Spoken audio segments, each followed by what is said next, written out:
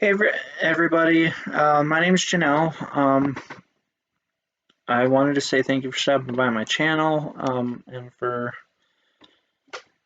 checking out this video. I am going to be talking about my gender transition and the time that I also detransition to my current state where I am currently thinking of detransitioning again. Just to give you a quick rundown, I'm 39 years old.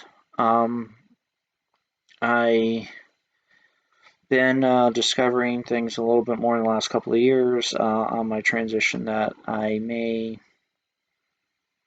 not have fully understood the first time I did it back in 2009, which I will discuss in another part of the video. But I wanted to give a quick shout out to someone that I met online tonight. Her name is Xandra. If I'm pronouncing your name incorrectly, I am so sorry. It's spelled Xandra, I believe, and I just watched her video about her story, which I will share in the link in the description. So I really definitely encourage you guys to go and watch this because it was very moving for me, and even reading some of the comments on there was also moving. But I thought it was important to go ahead and make this video because I'm currently somebody who is not sure, who struggles at times.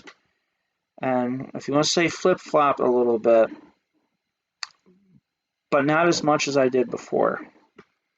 And what I mean by that, in 2009, I tried to transition, which was not a good time to do it. And what I mean by that is, even though we had more safeguards, and what I mean by safeguards is,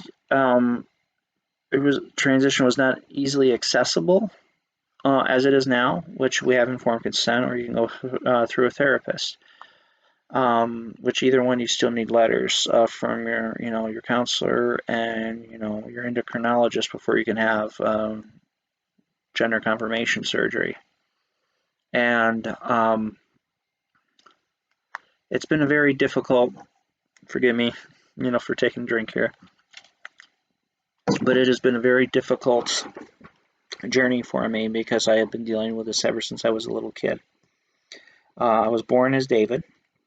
I still love the name, by the way, and I'm kind of, even though I'm going by Janelle now, I'm thinking about changing my legal name from David to Deve, because it means beloved one. Either form, the male or the female version, means beloved one. And having Janelle as technically a middle name, but a lot of people also address me as that. So it's kind of like, some people call you, what was it? Some teachers call me David growing up, or my mother would call me Hey Dave, or Hey Twit, or some of my close friends now, they call me by my last name, which is fine. But I wanted to make this video and also share a little bit on why Xandra's video made a lot, or meant a lot to me, I should say, because it was something that I felt was very honest, made her very vulnerable. And part of this, I wanted to say again to her, thank you, thank you, thank you, thank you so much for having the guts to say something, because you've given me a lot to think about. And as I said, I have detransitioned before, and I feel like whether my first time at transitioning or my first time at detransitioning, I don't feel like I was fully informed about either option. I will admit, I think I will feel like I was pulled on either side by two trains of thought, two philosophies almost. Like, one is, transition, yeah, go ahead and do it, be you. Well, the other one is, oh, you're going to hell and you're violating God's commandments. Which probably won't get too much into that aspect of it. I have thought about making a video on that, being someone who identifies also as a Christian. How can you be a true believer in Jesus when you're going against his design, for your gender, which I was born male, and what is being said out there is that, hey, if you're born male, you need to stay male. I will go more into that at another time, but let me just say I still have a very strong religious belief to where that has made me wonder, am I doing the right thing? Um, and also, I've dealt with a lot of physical, emotional, and sexual abuse growing up, to where it has not been easy. And being a foster kid, was adopted at 14, took into my last foster family, which adopted me at 12. I was one of the few bright spots, one of two very big bright spots in my young childhood, and the other one was with another family who I consider both families my family because I've been a part of both families' lives, and in the past and or currently. And I want to say thank you to those people, and they know who they are. My sisters, um, the one close one. Um, she doesn't live as close anymore, but I love her to death. But anyway, why I guess these videos on detransition is making me reconsider is because I just feel like they're very, very, very honest, you know? And please don't get me wrong, I do believe that the videos on people I see who are transitioning and are going to stick with it are also very honest. I just really believe that I grew up in a time to where being trans was not acceptable, to where if you even let your friends, if you were a young teenage boy growing up and you let your friends know that you preferred wearing dresses and bra and panties and things of that nature, or stockings or skirts or one piece bathing suits, and you wanted to do that because you felt like that's who you are. And I'm not talking about just the clothing, I'm talking about having an internal awareness of your femininity, of being female. And yes, in a way, just feeling trapped in the wrong body. That is one way to describe it. Because I do believe that this is a medical condition, and I do not believe it was designed, by God. And the reason why I am saying that is, again, I'll say later in another video. What I mean by that in more detail is the fact that, quickly though, he makes no mistakes, and I do definitely believe that. And I know he had a design for me. I was thinking, what was it? I think it was Psalms 139, verses 14 through 17, King David, and I'm using this, the New King James Version on it. This says, "You knitted me together in my mother's womb." When you describe anybody who is knitting something, you usually think of your grandmother or your mother or your sister doing something on Christmas. If you look deep into that, they're taking the time to make something for someone they love. Why that story from Psalms hits me, and why it identifies with my struggle, is he took the time, because I really do believe in him. He took the time to form me the way he wanted me to be, knowing, yes, when I come into this world, I'm going to have this issue, but I don't believe it was his design. Um, with that said, it is something that is a part of my life, because just like the Bible says, I think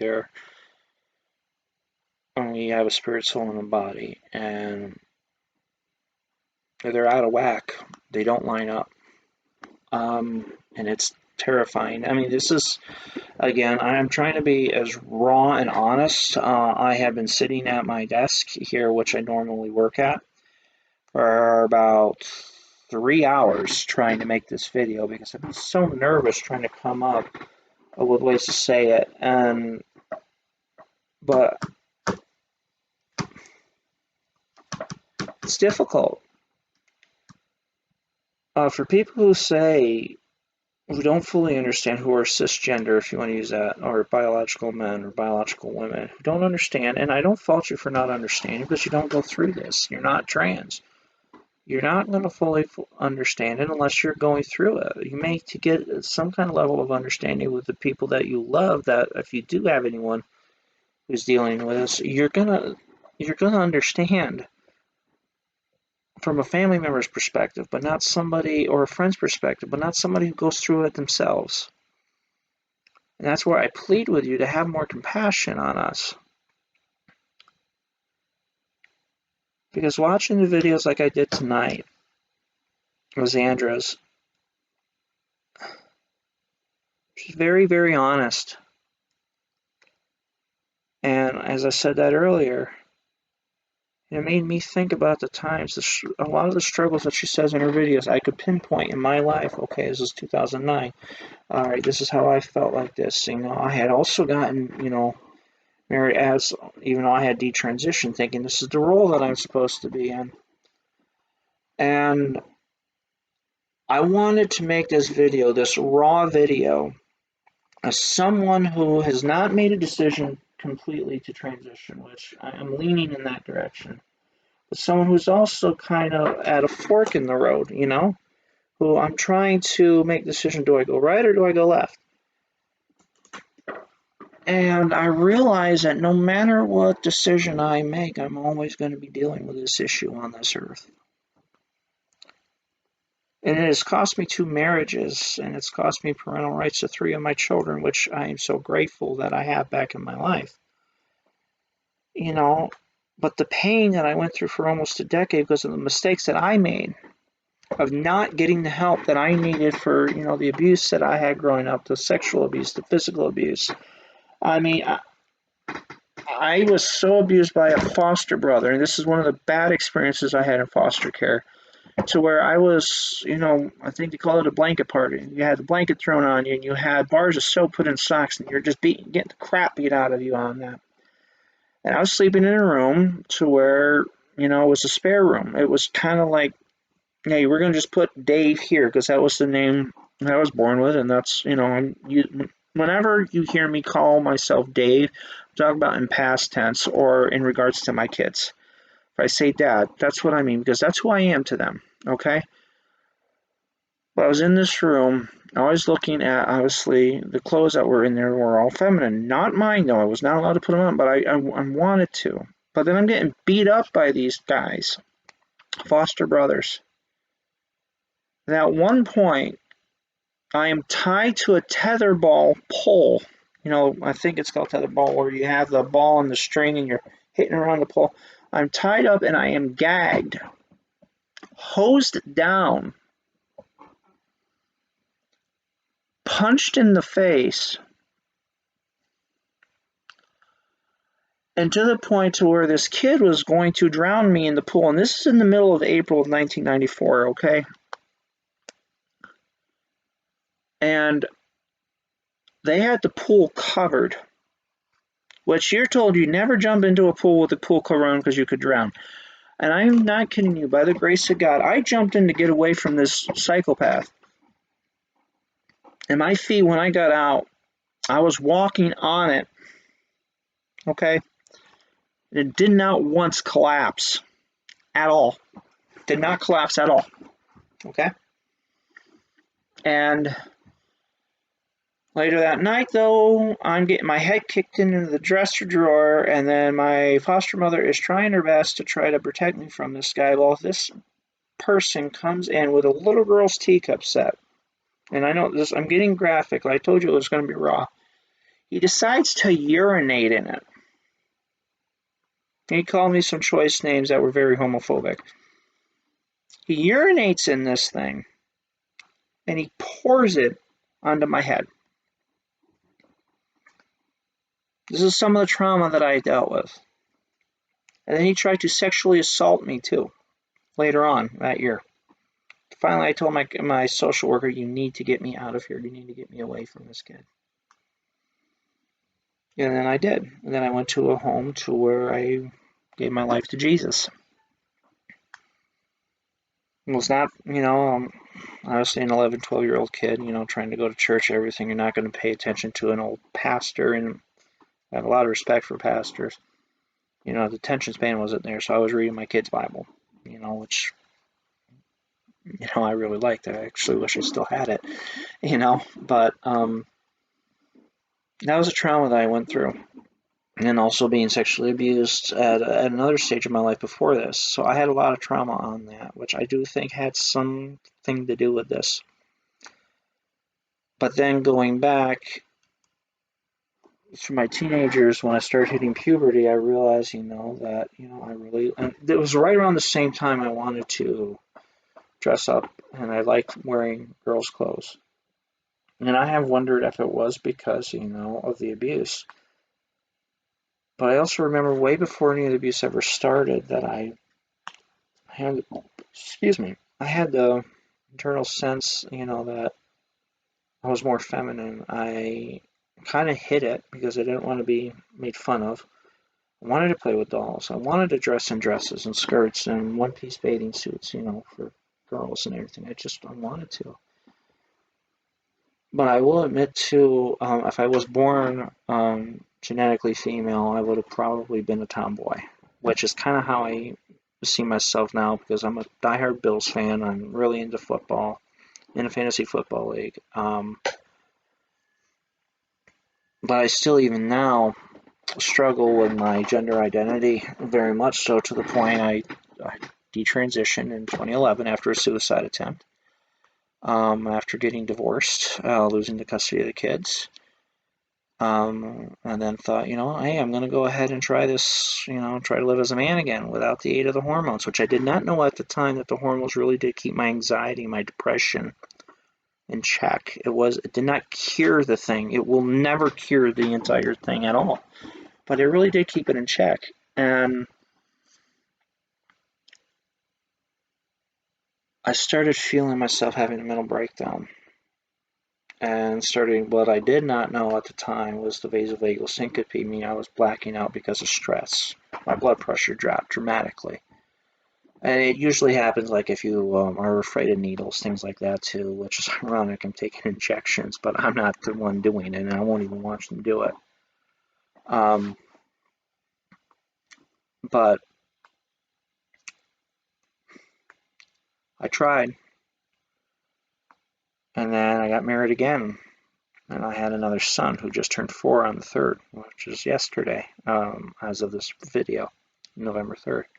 I'm very proud to call him my son. I'm very proud, yes, even though I identify as a trans woman. Since I was not the one that gave physical birth, I'm dad. I fathered them, and that's what I am to them. But their dad happens to be a trans person, a trans woman, and I think one thing I'm trying to show in this video here is, like I said, I want to be raw, and even now, I go by Janelle at work, even though I have not legally changed the name yet. I have a consultation for surgery to see if this is the better option for me or just not having bottom surgery, which is also an option. But I'm struggling with the fact on how, especially with my faith, how is this medicine, it's helping me concentrate to where I don't have to be on Social Security disability anymore and I can work and I want to work, which is a definitely complete 180 from before. And even before that, I didn't want to, say, oh yeah, just take Social Security, you're disabled. It's there for people who actually need it. And even if you need it for a temporary time, better than if you want to work and you're able to do it. I do encourage you guys to do it who are on Social Security, and you're around my age or even younger, because the depression and anxiety from the gender dysphoria is getting so bad, which is so real. Whether you decide to transition or detransition, you should have as many options open to you, as much information on either side, whether to transition or not. Not have with what's in the media right now or in mainstream, the trans movement is the fact, just transition, just because someone says, oh, you're telling someone you are, how easy it is to get on hormones just like that, which back 13 years ago when I did it, I had to wait like 3 or 4 visits, which was about 2 or 3 months before I could get it. And then I had to go and show up as a female to show my sincerity of it. We don't have that anymore. And I applaud detransitioners like, the person I mentioned, Xandra, earlier, and other people who have been known on YouTube or just coming out and sharing their videos or their stories on videos. I applaud you. I'm so sorry you suffered.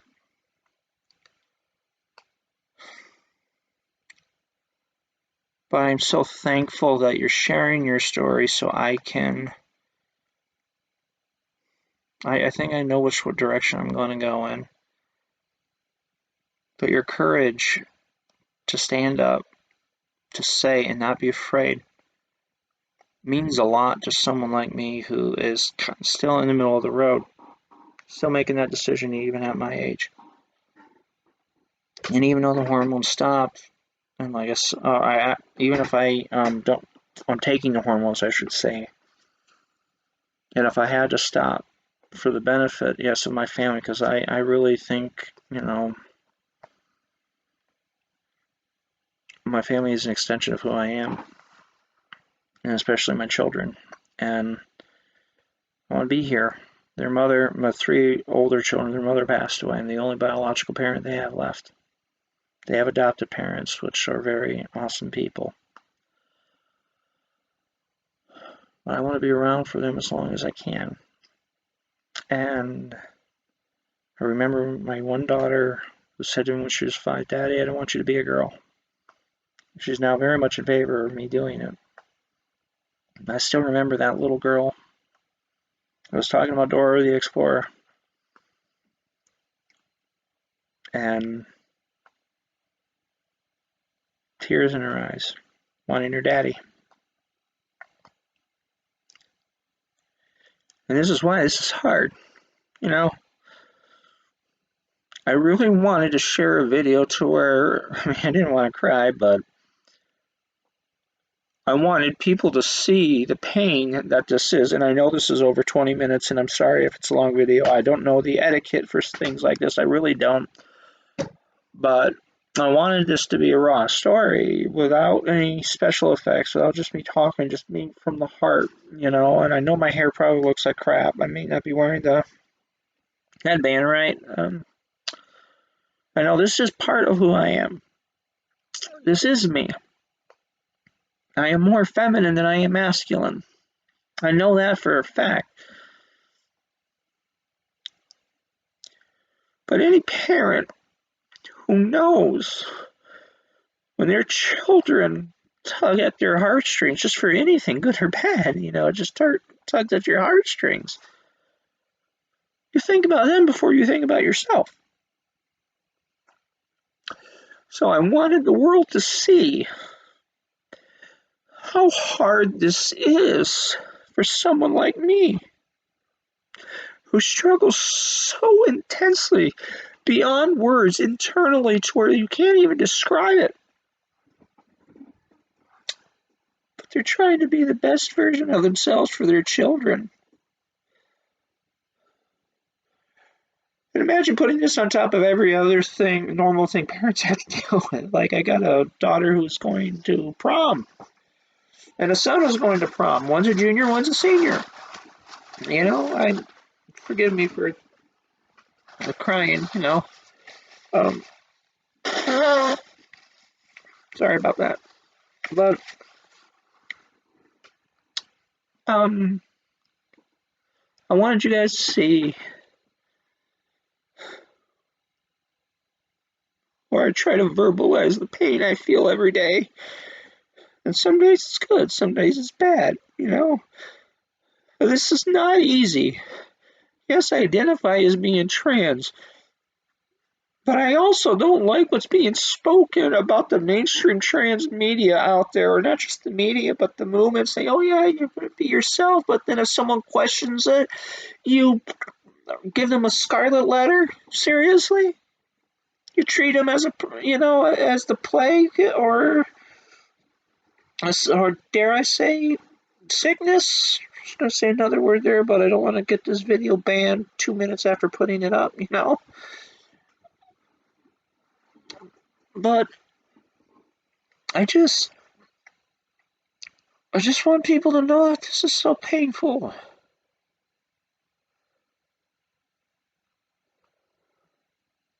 It hurts. And I told, as I said, I got married again while my divorce is being finalized because I had to take care of myself before I could take care of somebody else. And I was going to say, um,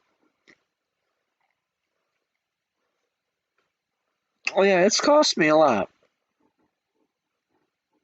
But I remember now, I told my wife that I'd be willing because I loved her so much not to go through with this and to deal with the pain. Because I wanted to put my family above myself, which I think is an honorable thing. But I know now it's very, very difficult, more difficult than I thought back then. But I also didn't have the support that I needed to do that. Like I said, I'm going to be 40 in April. I'm debating on whether to get surgery or not. I've been told in some places in my area, it's about 3 to 5 year waiting list. And if it's going to be that long, I probably won't do it because I'm 5 years from 50. I'm getting too old at that point. But again, I am sorry for being a mess right now, but it took me a lot, months and a year or two to even. I thought about doing this or writing a book, and then for some reason I saw the video I did by Xandra. Again, I'm sorry if I'm getting the name wrong, but it really encouraged me to speak out. I just kept saying, just be raw, be real, be honest, be authentic, and just say, look, the struggle is real, and this is what it can look like. At least this is what it looks like for me. I'm trying to outwardly express internally what I'm going through. And I hope you guys can understand that. I welcome all discussion on it, whether if you think that I'm saying what I've said in this video is full of crap, please tell me. I'll talk to you about it. Whether you're disrespectful or respectful, I will still talk to you about it. For those who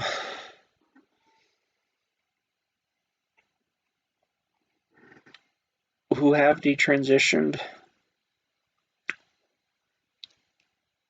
thank you for the encouragement.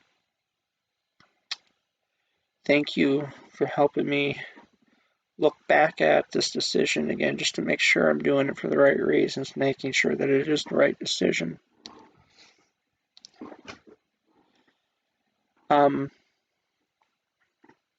But I just wanted to be real and share my story and why it's such a struggle. And there are more elements to it. But I don't want to take up too much more of the time. And again, I'm sorry that this is a little bit of a longer video, but I wanted to share this and just wanted to be real.